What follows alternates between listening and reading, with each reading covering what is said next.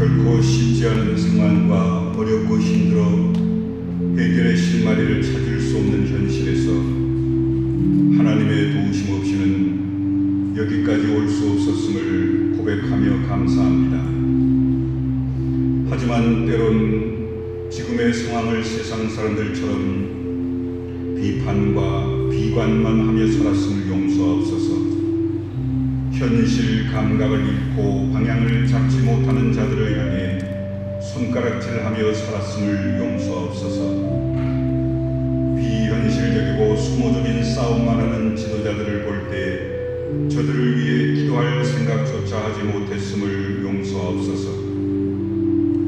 백성들의 고통은 강 건너 불구경하듯 하는 자들을 향해 용서와 사랑과 긍휼의 기도를 하지 못함을 용서하옵소서. 원수를 사랑하고 이웃을 내 몸과 같이 사랑하라. 겉옷을 달라 할 때 속옷까지 주라. 오리를 가자는 자와 신비를 가라 하셨는데 그렇게 살지 못했음을 고백합니다. 나에게 고통과 절망을 주는 자들을 향해 사랑을 실천한다, 그들을 위해 기도한다 하는 것이 불가능했음을 용서하옵소서. 하나님, 우리의 사랑 없음을 불쌍히 여겨 주옵소서. 입술과 머리로만 믿고 있음을 용서하옵소서. 겉과 속이 다름을 용서해 주옵소서. 원수를 향해 기도하기를 주저하는 영적 교만함과 완악함과 사랑 없음을 용서하옵소서. 그래서 오늘도 우리를 부르셨사오니 하나님께서 원하시는 성도로서 눈물로 이웃을 위해 기도하며 주님이 하시는 대로 순종하며 살게 하옵소서. 예수 그리스도 이름으로 간절히 기도하옵나이다. 아멘.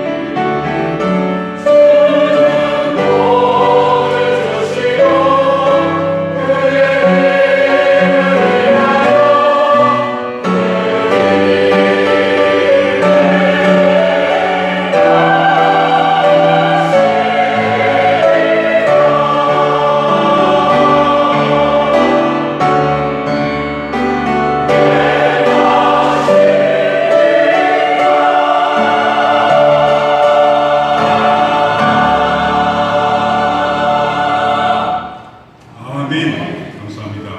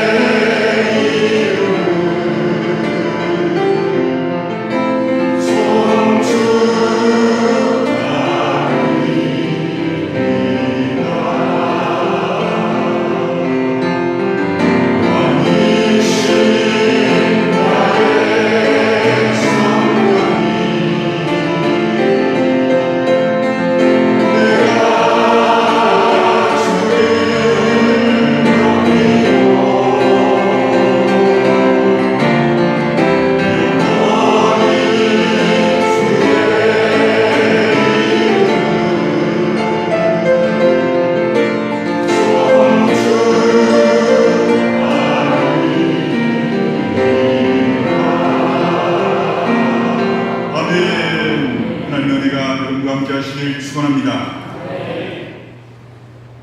신앙생활은 영적 전쟁입니다.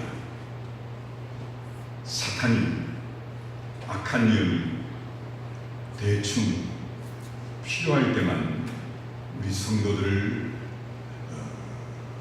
해롭게 하는 게 아니죠.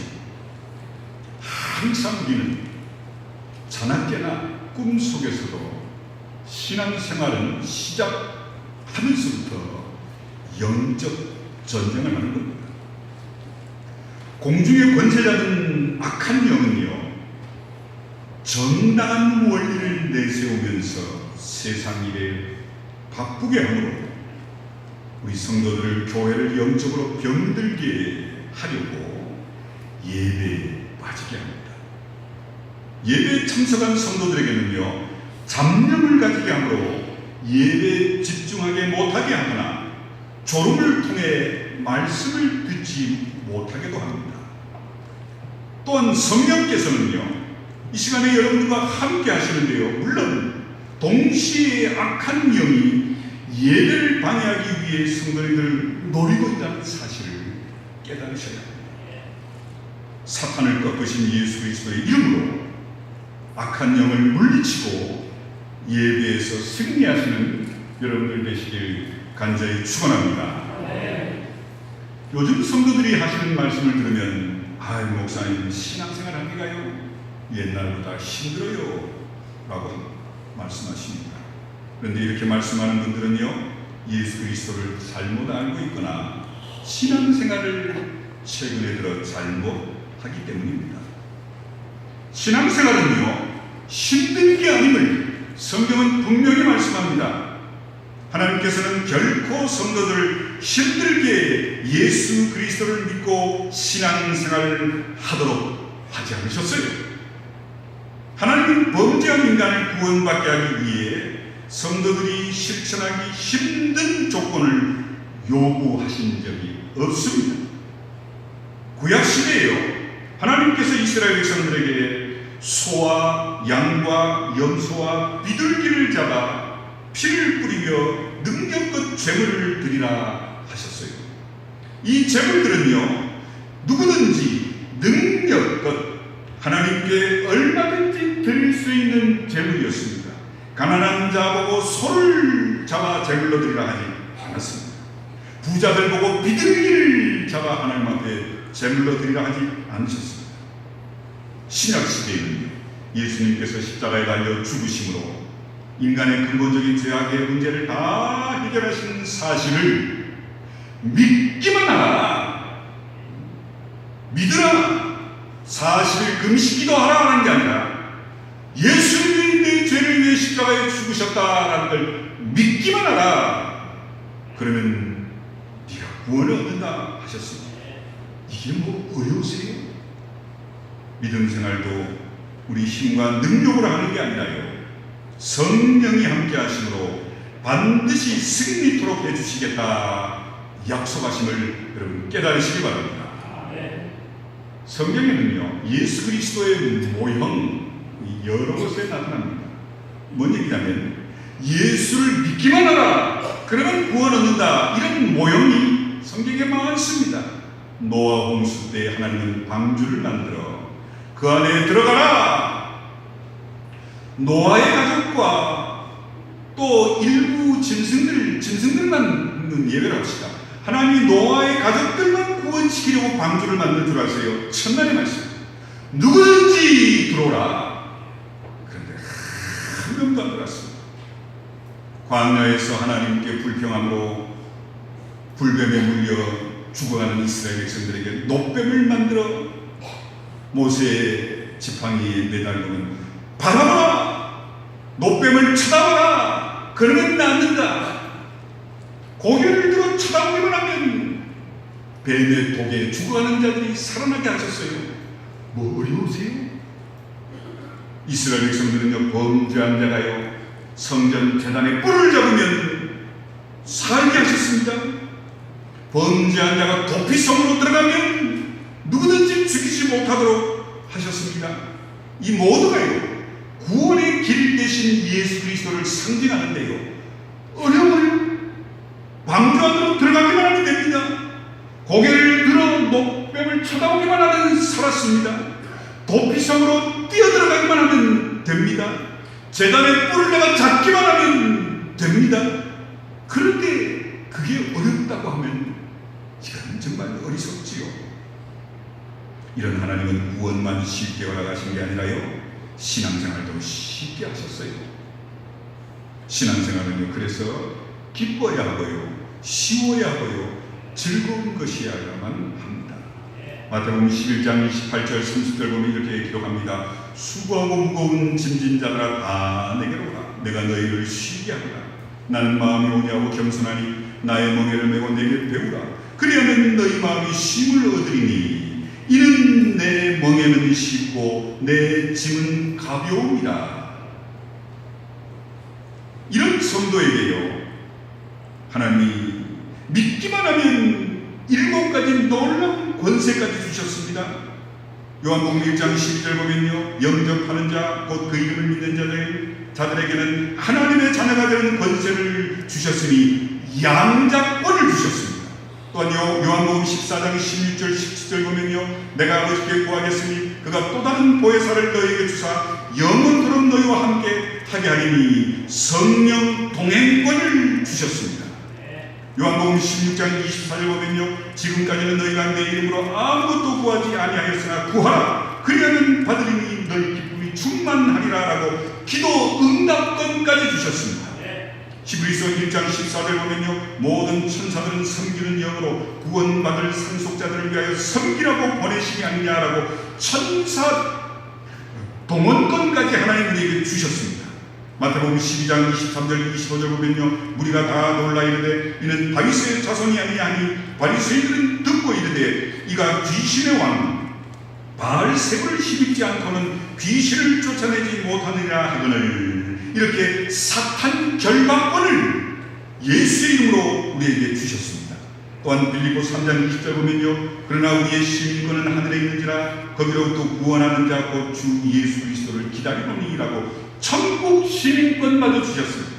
또한 마태복음 28장 18절에서 20절 보면요, 예수께서 나와 말씀하여 이르시되 하늘과 땅의 모든 권세를 내게 주셨으니 그러므로 너희는 가서 모든 민족으로 제자를 삼아 아버지와 아들과 성령의 이름으로 세례를 베풀고 내가 너희에게 분부한 모든 걸 가르쳐 지키게 하라. 볼지어다 내가 세상 끝날까지 너희와 항상 함께 있으리라 라고 세계 정복권까지 허락하셨습니다.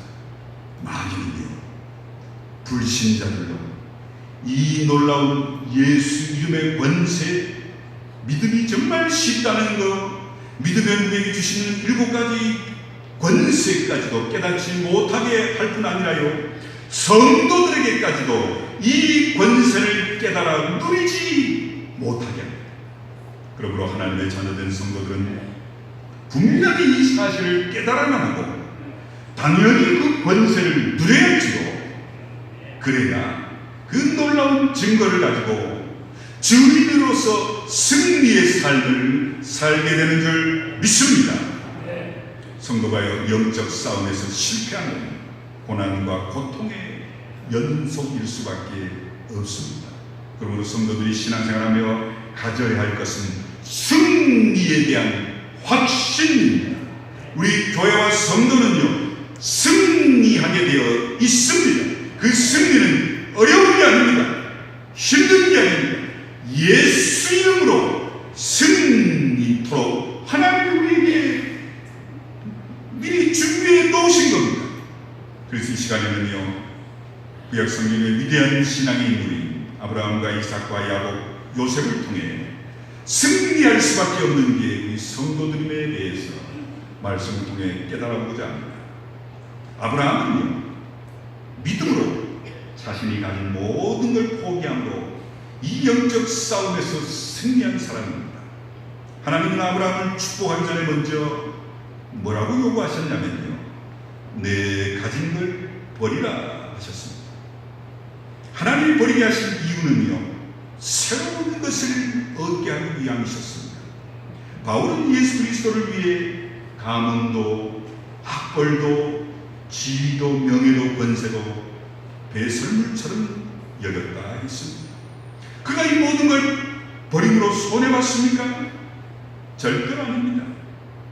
작은 세상 것을 버리고는 이 세상으로는 가질 수 없는 엄청난 영원한 하늘의 축복.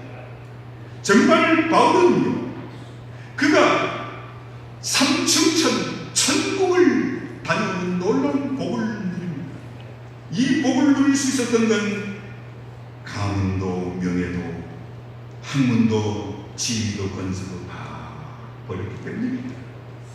하나님이 아브라함과 오늘 우리에게 버리라 하신 이유는 새롭고 영원한 걸 우리에게 주시기 위함임을 믿으시기 바랍니다. 하나님 앞에서 버릴 때 그 이상으로 넘치게 채워주시는 그런 놀라운 하나님의 복을 여러분 아브라함을 통해 깨달으셔야 합니다. 그럼 아브라함이 버린 게 뭔 줄 아세요? 인간적인 배경을 버립니다. 창세기 12장 1절 보면 여호와께서 아브라함에게 이르시되 너는 너의 고향과 친척과 아버지의 집을 떠나 내가 내게 보여줄 땅으로 가라. 아브라함의 인간적인 배경은 오늘 우리에게도 있는 본토 친척 아비집입니다. 하나님은 바로 그걸 버리라 하십니다. 아브라함은 하나님의 말씀을 쫓아 본토인 고향 땅을 버립니다. 지금도 말과 글이 통하지 않는 외국에서 산다는 것은 참 어려운 일이지요. 아브라함은 친척을 버립니다. 친척이란 아브라함의 일가 친척만을 말하지 않고요, 그가 알고 의지할 만한 모든 사람을 말합니다. 누구나 자신이 살고 있는 삶의 범위 안에 있는 믿고 의지할 사람이 있기 마련인데 그런 사람들이 삶에 큰 힘이 되잖아요. 그런데 하나님은 그들 떠나라, 의지하지 말라 하십니다. 하나님은 또 아비 집도 버리라, 부모의 보호도 떠나라 하십니다. 이 모든 것을 떠나기란 참 어렵습니다. 그런데 본문을 보면요, 아브라함은 믿음으로 갈 바를 알지 못하고 떠났다 했습니다. 그런데요, 여러분이 창세기 11장 31절과 2절을 보면요, 아브라함이 생각했던 것처럼 하나님의 명령을 따라 곧바로 떠난 게 아님을 알 수 있습니다. 창세기 11장 31절 2절 보면 데라가 그 아들 아브라함과 하란의 아들인 그의 손자 롯과 그의 며느리 아브라함의 아내 사레를 데리고 갈대아인의 우르를 떠나 가나안 땅으로 가고자 하더니 하란에 이르러 거기 거류하였으며 데라는 나이가 205세가 되어 하란에서 죽었더라. 이런 말씀이 있습니다. 갈대아 우르를 떠나라는 명령을 받고 가나안으로 떠나기는 했지만 그만 아브라함 믿음이 하란에 머물고 맙니다. 그만큼 본토와 친척 아비집은 떠나기가 어려운 겁니다. 아브라함의 형의 이름이 하란, 뜻이요 열매가 없다. 아브라함의 데라의 이름의 뜻은 연기하다. 하란에 머물러 생활했지만 그 이름의 뜻처럼 삶의 열매가 없었던 겁니다. 아브라함의 아버지 데라가 그 이름처럼 아브라함이 가는 길을 막고 떠나지 못하게 했기 때문이지요. 아브라함은 아버지 데라가 죽은 뒤에야 비로소 떠납니다. 이걸 사도행전 7장 4절에서 이렇게 말씀합니다. 아브라함이 갈대아 사람의 땅을 떠나 하란에 거하다가 그의 아버지가 죽음에 하나님이 그를 거기서 너희 지금 사는 이 땅으로 옮기셨느니라. 그래서 창세기 12장 5절에서는요, 아브라함이 마침내 가나안 땅에 들어갔더라 이렇게 기록한 겁니다. 하나님께서 세상을 버리기 싫어하는 아브라함으로 버리게 하셨고 들어가기 싫어하는 아브라함을 마침내 가나안 땅으로 들어가게 하셨습니다. 또 아브라함은요, 재물에 대한 욕심을 버렸습니다. 아브라함은 가나안 땅에 들어올 때 자신이 살던 갈대아 우르보다는 낫겠지 기대를 가졌습니다. 그런데 그 땅의 기근이 심해 견딜 수가 없습니다. 아브라함은 모든 가족과 육축을 끌고 애굽으로 내려갔다가 큰 어려움을 당했고 하나님의 도우심으로 가까스로 위기를 모면합니다.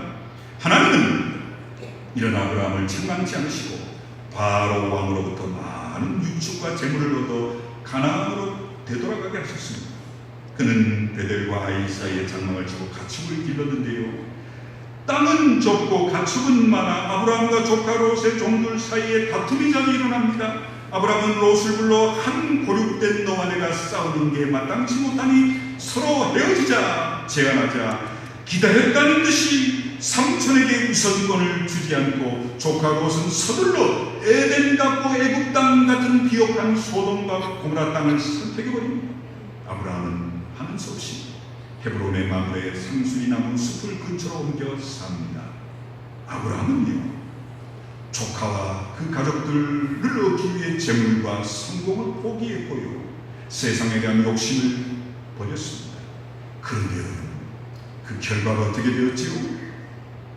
재물만 바라고 떠났던 조카 롯의 가정은요, 철저하게 망해 아내는 소금기둥이 되어버렸고요, 두 딸은 폐륜의 자식이 되고 말았고요, 소돔과 고모라는 죄악의 땅이었으므로 불과 유황으로 망할 때 롯의 모든 소유도 그 불구덩이 속에 용암 속에 다 파묻히고 말았습니다. 반대로 아브라함은 롯이 떠난 후 하나님으로부터 동서남북의 땅을 그와 그의 후손의 영원한 기업이 되게 하겠노라는 놀라운 약속과 축복을 누립니다. 아브라함은 또한 인본주의를 버립니다. 가나안 땅에 도착하자 기분이 들어 아브라함은 애굽으로 내려가지요. 근심과 염려로 아내를 누이라 속였다가 망신만 나갑니다. 하나님 분명히 본토와 친척 아비집을 떠나라 했는데 마지막 땅에 간다는 두려움에, 미지의 땅에 간다는 두려움에 조카를 늘 대동했는데요, 조카 롯은요 사실 아브라함에게 평생의 근심거리였습니다. 아브라함은 가나안에서 애굽으로 내려갔다가 하갈이라는 애굽 여성을 데려옵니다. 하나님은 분명히 조카 롯도 다메섹 엘리에셀도 너희 후사가 아니라시며 내 몸에서 날 씨가 내 후사가 되리라 말씀하셨지요. 하나님 분명히 아브라함과 아내 사라 사이의 날 씨를 후사로 삼겠다 말씀하셨는데 약속이 늦어지자 86세 아내의 몸종 애굽 여성 하갈과의 사이에서 첫 아들, 정말 귀한 아들 이스마엘을 낳죠. 이로 인해 아브라함의 나이 99세까지 살아계신 하나님이 아브라함의 불신앙으로 인해 13년간 침묵으로 아브라함을 책망하십니다. 애굽 여성 하갈과의 사이에서 태어난 이스마엘은요, 아브라함 살아 생전의 근심거리였습니다. 본부인 사라를 통해 허락하신 아들 이삭과 애굽 여성 하갈 통한 이스마엘은 영원한 원수지간 지금까지도 이스라엘과 팔레스타인 중동 지역에 전쟁이 끊이지 않는 원인이 바로 여기에 있었습니다. 이스마엘은 바로 중동 팔레스타인 사람들의 조상입니다. 여러분이 분명히 아셔야겠습니다. 정말 하나님의 뜻에 어긋나는 삶을 산 결과의 그 결실은 누구 우리를 괴롭힌다는 사실을 깨달으신다면 우리가 함부로 이런 화근을 자초할 수 있을까요? 이후에 아브라함은 깨닫고 철저히 인본주의를 버립니다. 자신과 자기 생각까지도 하나님 앞에서 다 포기하죠. 보십시오. 이런 아브라함은 하나님의 명령을 쫓아 이스마엘과 하갈을 내보냅니다. 이제 아브라함에게는 이삭이 유일한 혈육입니다. 하나뿐입니다. 그런데 하나님은 아브라함에게 내 사랑하는 아들 내 독자 이삭을 내가 내게 지시하는 한상 거기서 내게로 번대어 바치라.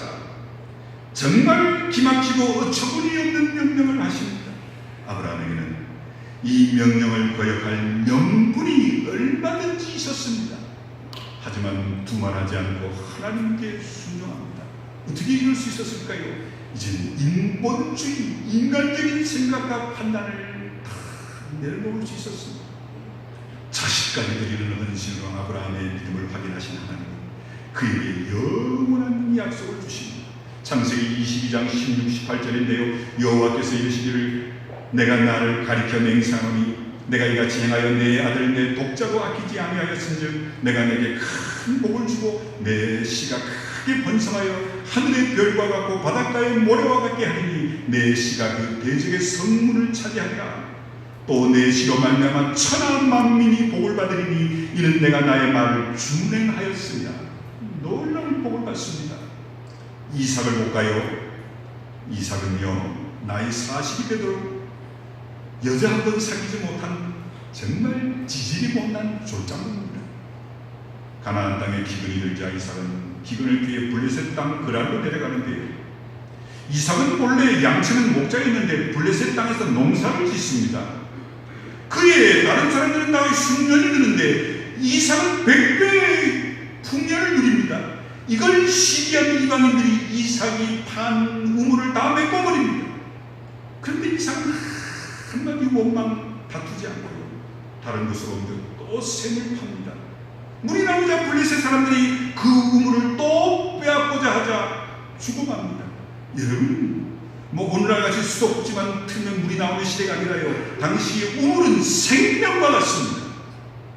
나중에는 샘의 근원을 얻게 되자 블레셋 사람들이 두려워 오히려 이삭을 찾아와 우리와 언약을 맺자, 서로 헤어지만 자 합니다.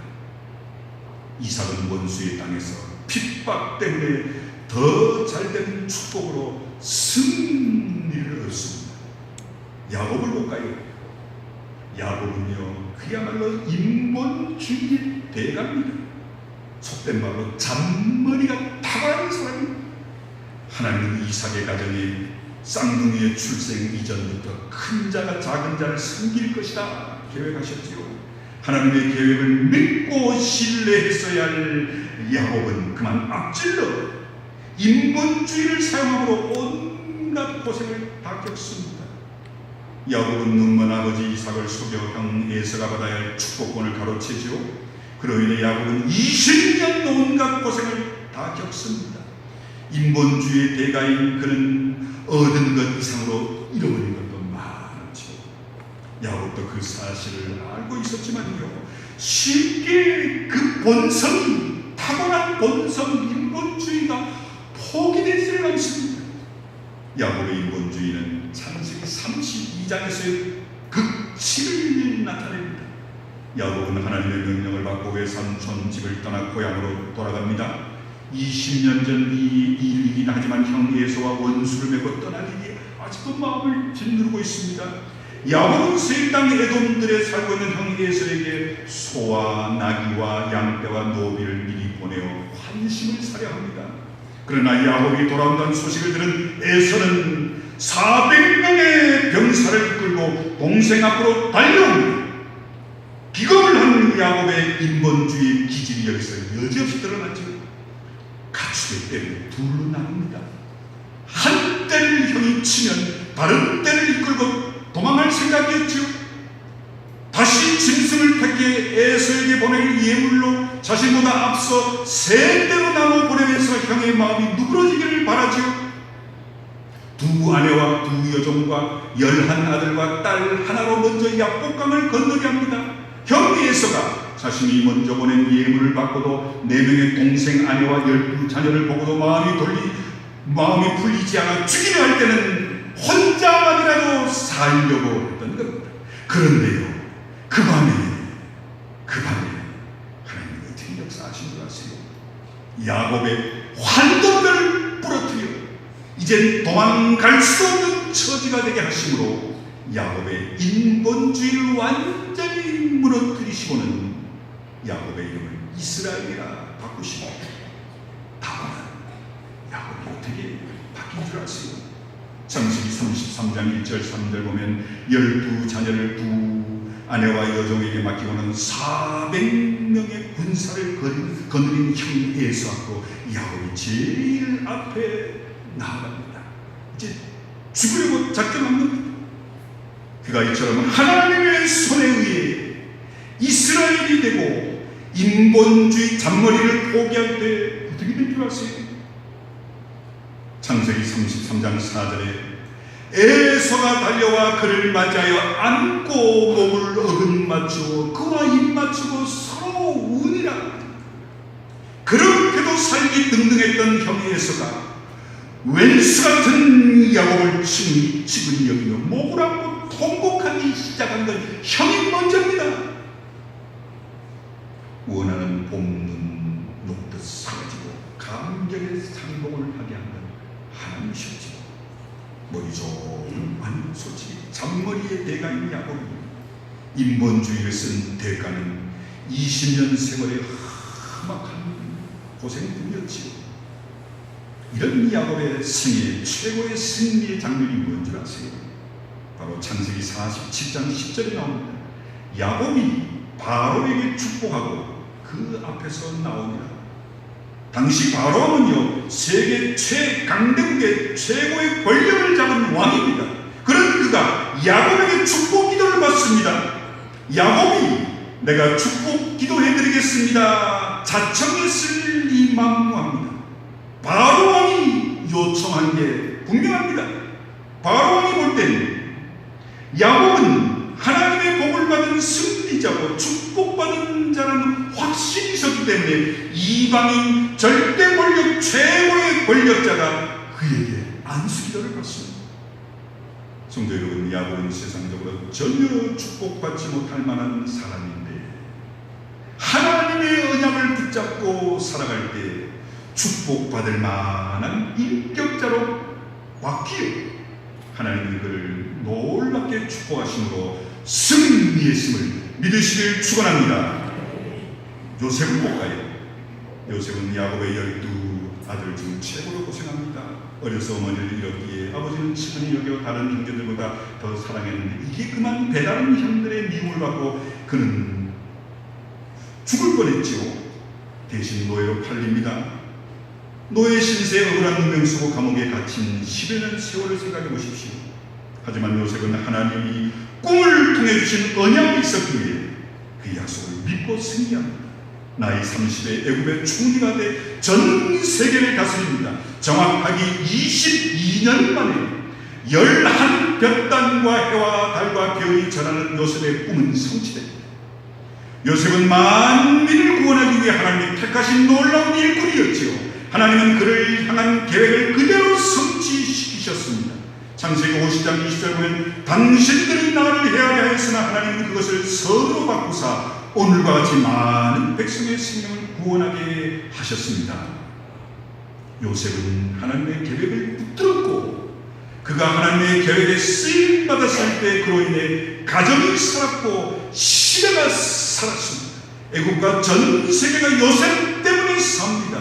요셉은 승리했습니다. 어려서부터 오실 메시아에 대한 언약을 붙잡았기 때문이죠. 어려서 하나님이 꿈을 주셨다는 사실도 중요하지만 얼마나 그가 하나님의 언약, 꿈을 통한 언약을 굳게 붙잡았으면 하나님이 그와 같은 꿈을 주셨는지도 잊지 마셔야 합니다. 하나님이 허락하신 그 언약을 붙잡은 사람은 하나님 반드시 승리토록 하심을 믿으시길 축원합니다. 사랑하는 성도 여러분, 저는 오늘 말씀을 통해 여러분에게 분명히 부탁합니다. 하나님의 말씀을 대언합니다.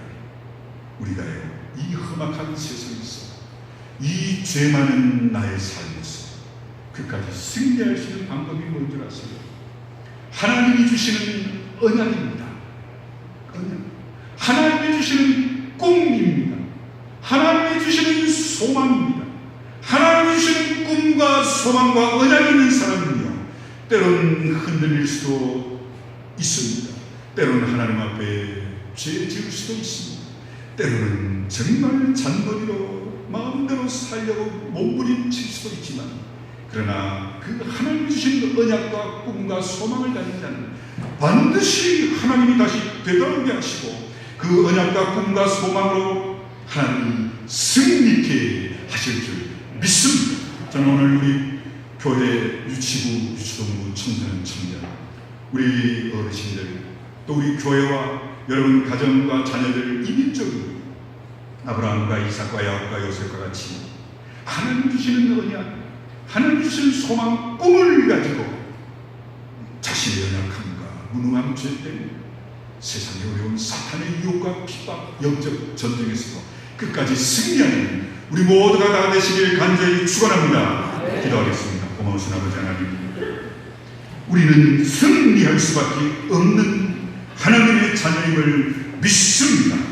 우리에게도, 내 자녀와 우리 후손들에게도, 우리 교회학교 어린이와 학생 청년들에게도, 이민족에게도 아브라함과 이삭과 야곱과 요셉처럼 꿈과 소망과 또 언약을 주셔서 자신의 연약함, 죄악된 사탄과 영적 전쟁, 세상의 어려움 속에서도 끝까지 승리하는 우리 모두가 되게 주시옵소서.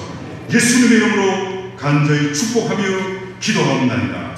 아멘.